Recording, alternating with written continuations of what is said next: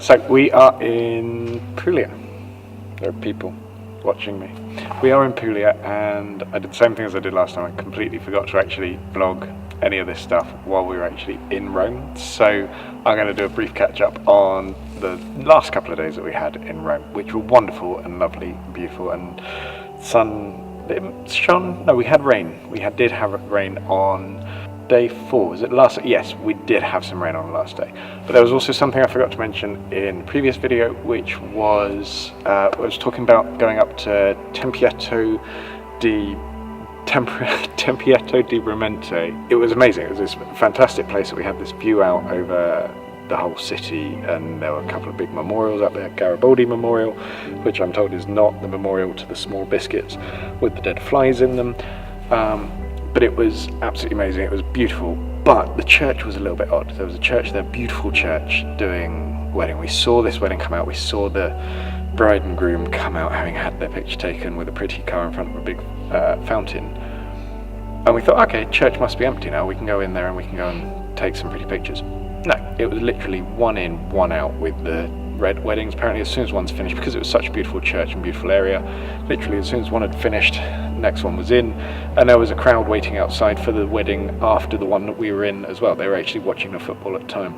But what was really nice was actually they had a whole lot of beautiful cars just outside the church, and frankly it was just a little bit of car porn, so I just liked an excuse to be able to take lots of nice video shots of cars.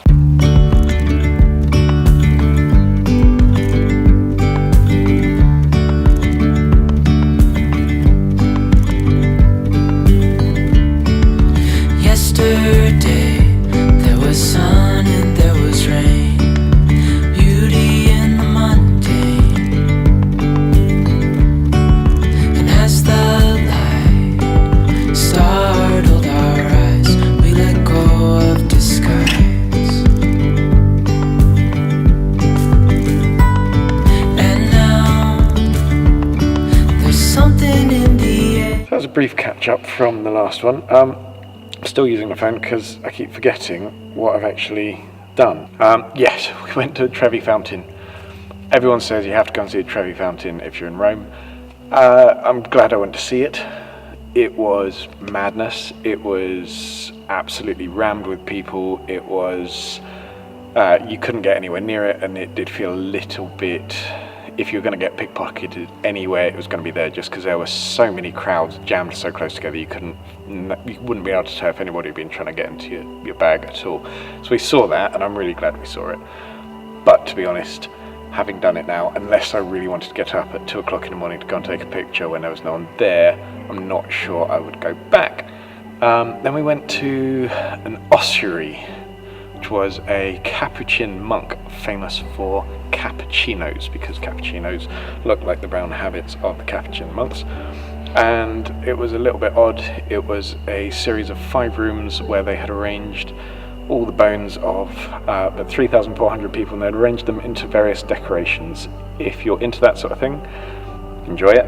If you're not, it's a little bit creepy, so maybe avoid that one.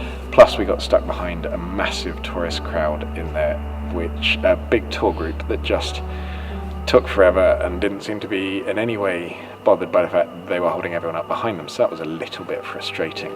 We went to the Borghese Gallery, and Borghese Gallery is a private art collection of seriously notable works of art by Bernini and Caravaggio and Raphael and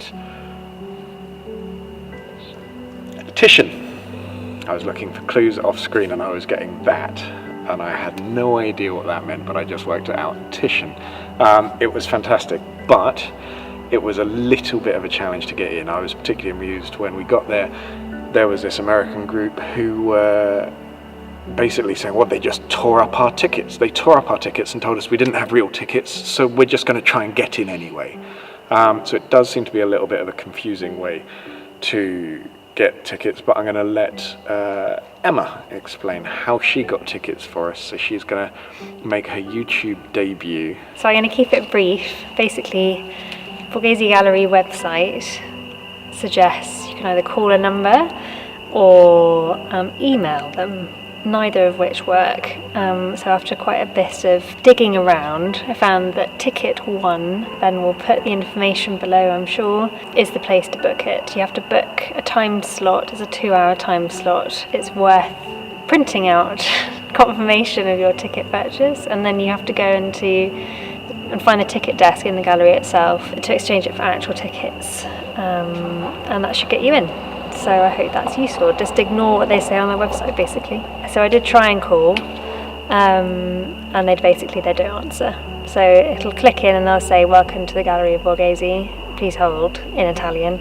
It just rings and rings and rings, and then they hang up on you before they've answered. So I wouldn't recommend that. We then walked through the Borghese Gardens, and again, they're beautiful, just a nice big park in the middle of Rome.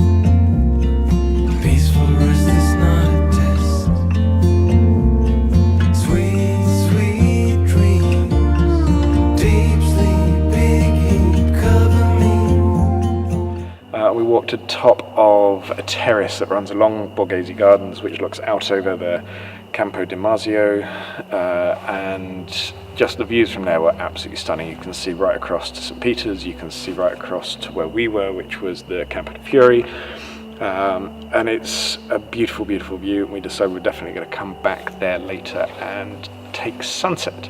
From there, what did we do? We went down the Spanish Steps, which again is a bit like the Trevi Fountain. It's just full of people, too many people, but we did find probably the most miserable restaurant owner I've ever seen, who frankly didn't even want to seat us because apparently we had turned up too close at the time when he was going to close, and he was just a bit fed up with the fact that he was going to have to serve us. So I'm very sorry, Mr. Restaurant Owner, that you had to actually make money off us, but that's what we wanted. I bought a belt because I'd forgotten to buy a belt. And then we walked back through a political rally, some sort of political rally. I haven't looked at who the party was, but a political rally was being held in the Piazza del Popolo, and we had everyone coming towards us as we were walking the other way, and it was quite an intense experience, but interesting, exciting. Then went to the Santa Maria del Popolo in the church, where they have Caravaggio, beautiful Caravaggio paintings, and it was beautiful. It was just really lovely to see, a great chance to actually go and see them in the space that they were designed for, rather than seeing them in a gallery, rather than seeing them in somebody's collection. This was a commissioned work for that space, and it was just incredible to see. From there we walked back up to the terrace I mentioned earlier at the edge of Borghese Gardens and took sunset photographs, which I don't know that I was that happy with them, but it was a beautiful experience. And an impromptu salsa class turned up immediately behind us and started salsa dancing, so you never know what you're going to come across.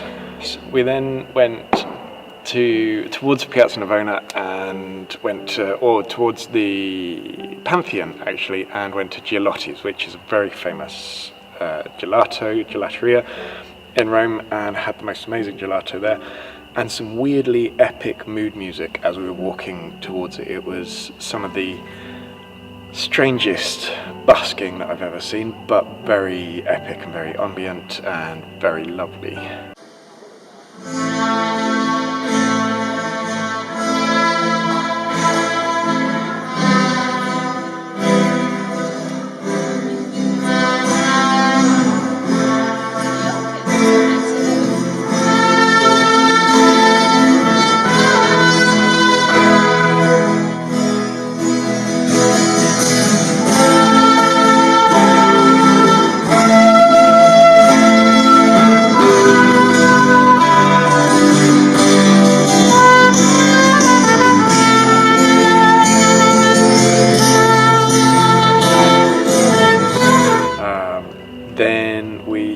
to go to a restaurant called Emma, which we then had to save for the next day because it was super booked up. It looked like this tiny little restaurant, like there were about 6 tables outside and it looked like there were maybe 6 tables inside.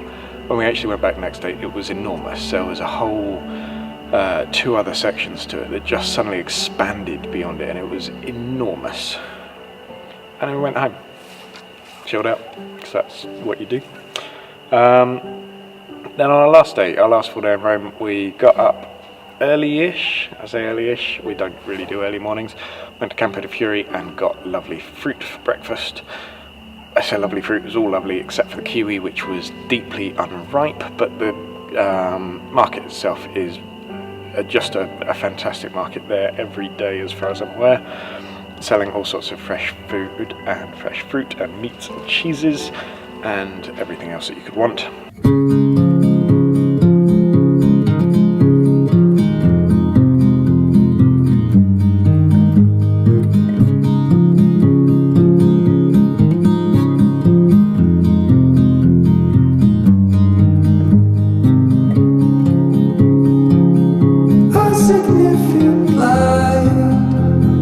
Just where he was needed,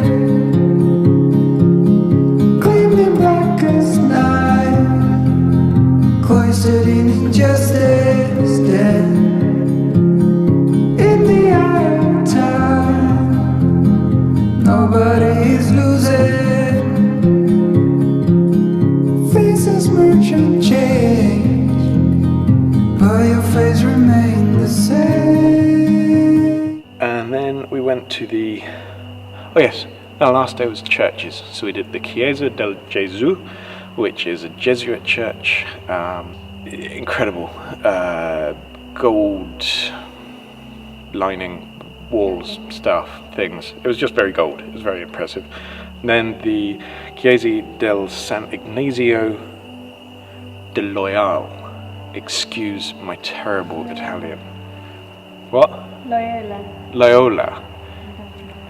Autocorrect changed it to De Loyal. Loyola. But we did have to do a lot of rain dodging. It really started seriously torrentially pouring down, so we had to do a lot of rain dodging while we were doing that.